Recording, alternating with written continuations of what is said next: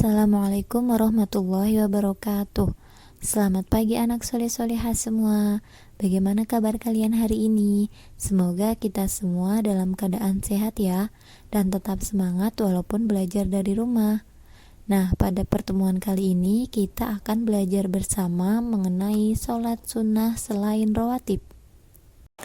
Oke anak soleh-solehah, pada pertemuan yang lalu Ustazah sudah menjelaskan mengenai contoh sholat sunnah selain rawatib ya.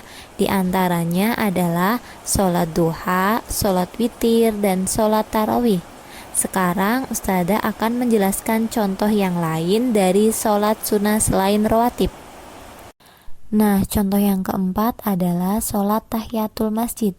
Sholat tahiyatul masjid adalah sholat sunnah yang dilakukan pada saat masuk masjid sebelum kita duduk dan sebagai penghormatan kepadanya. Kemudian sholat tahiyatul masjid ini dilakukan sebanyak 2 rakaat ya. Kemudian contoh yang kelima adalah sholat tahajud. Sholat tahajud adalah sholat sunnah yang dilakukan pada malam hari, yaitu pada sepertiga malam, dan dilakukan setelah kita bangun tidur. Jadi biasanya sholat tahajud ini dilakukan pada jam 1, jam 2, atau jam 3 ketika kita terbangun. Kemudian berapa rakaatnya? Jumlah rakaat dari sholat tahajud adalah paling sedikit 2 rakaat. Kita bisa melakukan lebih dari 2 rakaat. Dan contoh selanjutnya adalah sholat istisqa. Sholat istisqa ini adalah sholat sunnah yang dilakukan untuk memohon kepada Allah agar diturunkan air hujan. Nah, sholat ini dilakukan karena kekurangan air akibat kemarau panjang.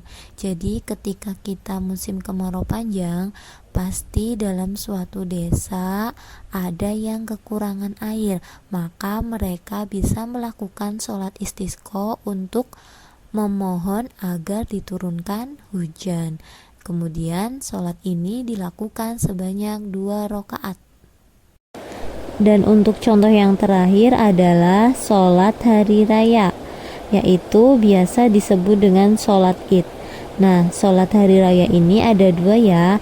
Yang pertama adalah hari raya Idul Fitri, yaitu pada tanggal 1 Syawal, dan yang kedua adalah sholat hari raya Idul Adha pada tanggal 10 Zulhijjah.